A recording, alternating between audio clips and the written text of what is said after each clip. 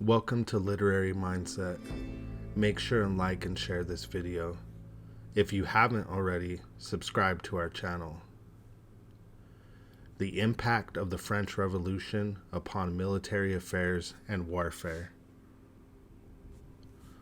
The French Revolution began in 1789 and altered the world in relation to politics, war, and ideology. Prior to the revolution, war was fought by dynastic monarchies that approached it as a game that consisted of a professional army that fought in a closed, small arena. However, the French Revolution altered the reasoning for war, how it was fought, and who would fight in them. In this video, we aim to highlight how the French Revolution directed military affairs and warfare in a novel direction. The Levee and Masse created a nation of arms that used unorthodox military tactics to win many battles based on a new ideology. The ability to mobilize the citizenry for war through conscription and mass production of weapons and war materials forever revolutionized how warfare was approached. Prior to the American and French revolutions, wars were fought mainly by monarchs that used a professional army. The Europeans went to war for trivial issues that included broken promises, dynastic disputes, and geographical issues. There was not a clear nationalistic agenda nor objective ideological purpose in these early wars. In addition, the wars prior to the French Revolution were contained in a small, confined area that did not spread out and injure the populations. The dogma of a contained war was more of a game between rival elite powers, which typically did not alter nor harm the social fabric or order that was currently in place. The British and French fought many wars, with the British victorious in many of them because of their superior military and quick access to war funds. In contrast, the French had a larger population and economy, but was held down by their political system and religious powers that controlled portions of their economy and polis. A change in the reason why war was fought occurred during the American Revolution, when they decided to fight for independence from a British monarch power. Indeed, in the same style as the Americans, the French Revolution was based on a philosophy of liberation from a dynastic monarchy. During the time of the Revolution, France was the most prosperous nation in Europe and had the largest economy, population, and greatest literacy rate in Europe. One of the goals of the revolution was to transfer power from the monarchy and shift it to the people of the nation. Aristocratic and religious leaders' privilege was abolished, and the church lost most of its power and property within France. Moreover, this new type of social order demanded that everybody within the nation will get a fair share of freedom and equality.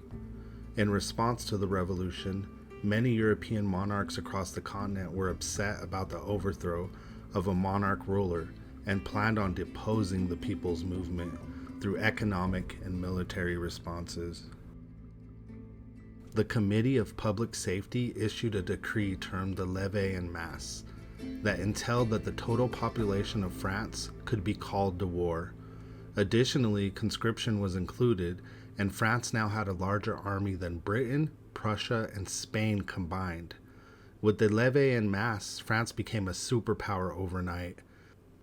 This shift from an aristocratic professional army to a population of common soldiers was unprecedented and had not been achieved in previous history.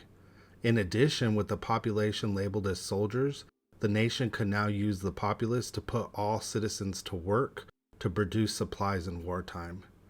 Indeed, by stirring up the hatred of the masses to go to war through a political dogma, France was changed into a nation of arms. Consequently, this decree abolished the entire military past and created a new model in relation to how wars were approached and fought. France was now able to create the largest armament factory in the world by mobilizing its citizens and supplies through a directed division of labor. The French Revolution had an impact on military affairs and warfare in many aspects. For instance, the mixture of an army of citizens with an ideological cause termed Viva France, or Long Live France, changed warfare by removing the ideals and objectives that the monarchs or elites held in relation to war. This political focused war was mainly based on the attitude of the multitude.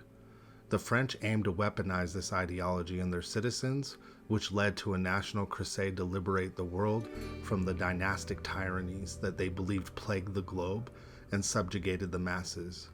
No state or nation had ever attempted to use a liberating system as a weapon to mobilize their citizens.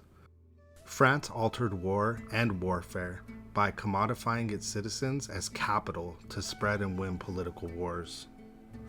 The novel impact of the French Revolution on warfare was the French's new ability to possess mass amounts of civilians that could now be organized quickly for war. In addition, citizens that could not fight in the military could be organized quickly to mobilize a war economy.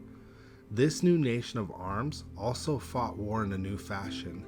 In contrast to the linear style of fighting that was used prior, the French approached with a column tactic that would help them win battle after battle.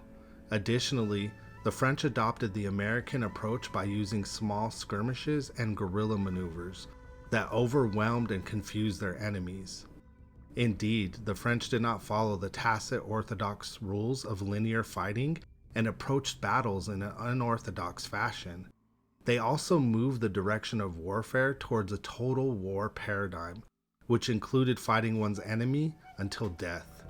With no mercy and complete demise to all perceived enemies, the British and other European powers labeled the French as monsters for approaching war in a maleficent manner and sparing no one. The French were able to use the advantage of mobilizing all their citizens for war with an ideological objective, coupled with unconventional tactics, to win many wars, and the European powers grew wary and frustrated with their losses. Eventually, the other powers and countries would adopt these successful practices and tactics to compete and overcome the French. When Napoleon seized power in 1799, he used the Levee and Masse as an endless supply of soldiers. Napoleon often would boast about having mass amounts of soldiers that he could consume as he wishes, which highlights how the Levee was France's secret weapon that altered the history of warfare. Military affairs and warfare were impacted by the French Revolution with the decree of the Levee and Masse, which created a nation of arms. With the ability to make every citizen a soldier with conscription, the French were able to mobilize a large army and a military economy that could mass produce weaponry that all the leading powers could not compete with. In addition, the revolution consisted of an ideal that gave the nation and individual soldier a telos, or purpose for fighting. Moreover, the French approached warfare in an unorthodox fashion that included a fight to death that would eventually lead to a total war paradigm, and by using tactics that included column fighting and small skirmishes that broke the tacit rules that the old armies abided by.